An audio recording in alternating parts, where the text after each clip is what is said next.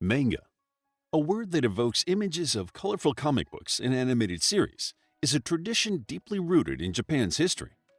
It's the result of artistic evolution, tying together the ancient and the modern, the traditional and the contemporary. Whether holding a manga book or watching an anime adaptation, you're experiencing a form of art shaped by centuries of Japanese culture. In this video, we'll trace its roots from early Japanese art forms, such as woodblock prints, through pivotal historical moments that led to the diverse manga of today. Join us in this journey to discover the evolution of manga in Japan's artistic revolution. Manga's roots: early Japanese art. Manga is the style of Japanese art that encompasses comic books and graphic novels and is often adapted into anime. The word derives from two kanji words: man, which translates to entertaining or impromptu, and ga, which can be read as picture. Thus, the name describes a quick drawing, often meant to be whimsical or entertaining. Western fans may recognize its distinctive style with impressionistic backgrounds and big-eyed, expressive characters. It has flourished in the modern age, and its origins reach far back into Japanese history. Before the term manga existed, Japanese art told stories through images. The origins of manga date back to the 8th century with emaki, the first illustrated scrolls from the Nara period, and ehon, ukiyo-e print books from the Edo period. Emaki, also called emakimono, are illustrated hand scrolls that began in Japan. They create a narrative, like books, using illustrations and text to tell stories from romances to epics or illustrate religious texts and legends. One of the most famous emaki is Genji Monogatari Emaki, a pictorial version of the tale of Genji, which is thought to be the world's first novel. It is a national treasure, and it's preserved in an art museum in Tokyo. Meanwhile, ehon is the Japanese term for picture books. The first ehon were often religious works with Buddhist imagery, popular between the 16th and 19th centuries in the Edo and Meiji periods. They also included stories of folklore, nature, and daily life. They were not the same as manga, but they influenced the practice of using pictures to tell a story, eventually leading to manga as we know it. Perhaps the most important art form in the evolution of manga is the traditional Japanese woodblock prints, known as ukiyo-e, which flourished during the Edo period between 1603 and 1868 CE. These prints, often depicting everyday life, landscapes, and famous kabuki actors, laid the foundation for the visual storytelling that defines manga. In 1814, an artist named Hokusai used the term manga for his sketchbooks to express the notion of drawings caught on the spot. Hokusai was not a true manga artist as we know them today, and his artwork expanded outside his sketchbooks. His artwork, The Great Wave off Kanagawa, is one of the most iconic works of ukiyo-e and can be recognized worldwide. It demonstrates the intricate detail and storytelling style that influenced the development of manga. It also has striking colors and beautifully captures the moment of nature. These early visual stories were not just art for art's sake. They were narratives that captured the imagination and emotions of their audience. This use of image and story set the stage for what would evolve into manga. As Japan's society progressed, new narrative art forms emerged that would bridge the gap between these traditional prints and the modern manga we recognize today. Woodblock prints, ehon and emaki, set the foundation, instilling the tradition of telling stories through images that would last for generations. The emergence of modern manga. By the late 19th century, Japan was undergoing rapid modernization. The Meiji Restoration from 1868 to 1912 saw the country opening up to Western influence, but it also saw a resurgence in Japan's traditional artistic forms. During this time, the term manga began to describe humorous drawings and comic illustrations, influenced by the Western satirical press. This influence from the West, combined with Japan's traditional artistic forms, paved the way for the unique art form we know as manga today. Works by Hokusai, such as his Hokusai manga series, helped popularize the idea of combining images with text, a hallmark of modern manga. As mentioned earlier, Hokusai used the term manga to describe a collection of illustrations that included scenes of daily life, landscapes, natural elements, and representations of Japanese mythology and spirits.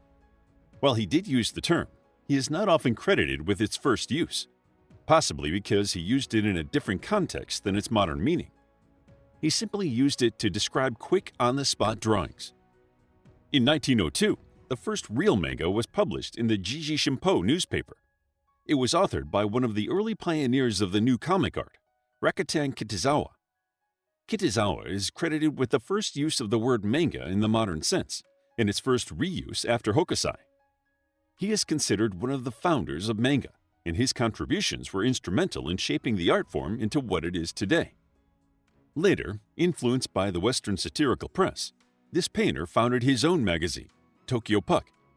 It was the first manga magazine featuring satirical and political cartoons. It reflected Japan's societal changes during the Meiji period and paved the way for a new way of expression. As manga became more popular, the Japanese government began using it for propaganda, encouraging people to support the government's goals and fight in the war. They often depicted military themes and sought to bolster hatred against an enemy. This may have ensured its survival until its boom after World War II. However, the censorship during the World War also had its effect on the art form. Any content that could be seen as questioning the war effort, criticizing the government, or expressing anti-war sentiments was strictly prohibited, leading to creators' self-censorship. This likely inhibited the satirical and political themes of early manga and led authors to follow the government's preferred narrative rather than embracing the stories they might have liked to tell. The Golden Age of Manga. After World War II, Japan faced a reconstruction period, and manga became a way of escaping, especially for those who had to face significant challenges in the wake of a devastating war. In the 1950s and 1960s, manga truly began to flourish. The rapid urbanization and technological advancements of the time led to a cultural boom, and manga became a form of entertainment for people of all ages. The Japanese economy was rebounding, and so too was its cultural output. This era witnessed the rise of Osamu Tezuka, the god of manga, or father of anime, who is often credited with creating the modern manga style that is recognizable today. Frequently described as the Walt Disney of manga, Tezuka drew inspiration from Disney. He even spent the early parts of his career adapting Disney classics to manga form, including 1950s films Bambi and Pinocchio. Tezuka's series Astro Boy introduced a streamlined, dynamic style with large eyes and expressive characters. It and his other art became symbols of post-war Japan's optimism and technological progress. Astro Boy helped establish manga's distinctive visual language, including exaggerated expressions and cinematic panel layouts. Osamu Tezuka's influence on later generations of manga artists can't be overstated. His work laid the foundation for nearly every manga artist who followed. Even while manga was booming, with editions multiplying and comic book shops sprouting up across Japan, it was still criticized for being childish. However, this would change as new styles were introduced, some of which reflected darker themes and aimed to reach an older audience. This led to a massive growth in diversity, expanding into new genres and attracting interest from around the world. Expanding genres and globalization. The 1970s and 1980s saw manga explode in popularity, targeting more diverse age groups and interests. The development of new genres, including shonen, which was targeted toward young boys, shoujo, targeted toward young girls, seinen, targeted toward adult men, and josei, targeted toward adult women, marked a shift toward manga becoming a medium that catered to people of all ages and genders. Although these genres existed before the 1970s, they became much more defined and mainstream during this period. These genres each had a distinct artistic and narrative styles, which helped manga break away from its earlier perception as merely a comic strip for children. Anime is an integral part of manga, acting as its moving image or animated counterpart. Although manga can include comic books and animation, manga is often specifically used for the comics, while anime refers to animated movies or shows and is frequently based on manga. Although they are not interchangeable, anime is still essential to manga's history and vice versa. Dragon Ball and Sailor Moon became iconic series that helped define the shonen and shoujo genres. Dragon Ball was revolutionary not just for its action-packed storytelling, but for its character design and approach to martial arts action. Meanwhile, Sailor Moon featured a magical female character, appealing to young girls in Japan and internationally. This era also marked the beginning of manga's global spread, with series being translated into English and other languages, and anime adaptations beginning to find their way into the international market. By the 1990s and 2000s, publishers like Viz Media and Tokyo Pop were bringing manga to Western audiences in large numbers, fueling its globalization and exponentially increasing its success. Viz Media brought popular anime like Naruto and Sailor Moon to Western audiences. The modern manga boom and digital revolution. By the turn of the century, manga had solidified itself as a global cultural powerhouse. The digital revolution, combined with a growing international audience, led to manga's digitalization, making it more accessible than ever before. The 2000s brought about even more successful titles, such as One Piece in 1997, Naruto in 1999, and Attack on Titan in 2009, each stretching the boundaries of storytelling, themes, and artistic innovation. The shift to digital manga through online platforms like Shonen Jump's digital magazine and the rise of webcomics has made it easier for artists to reach wider audiences, sometimes even faster than traditional print releases. The world of publishing manga has also evolved, becoming a fast-paced and competitive field. The artist and author of the manga, called a mangaka, has many challenges in publishing their work and becoming a professional. Not only do they need to develop their skills in artistry and storytelling, but they also need luck and determination for their content to succeed.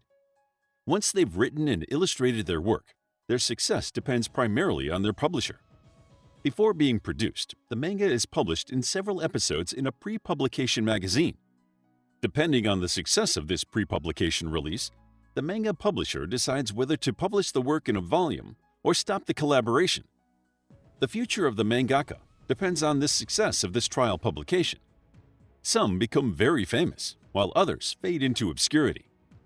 The fast-moving industry and complicated process of becoming a mangaka may contribute to the success of manga. Each publisher does their due diligence to ensure the success of their manga publications, but only the best works get through, and only the best mangaka find fame.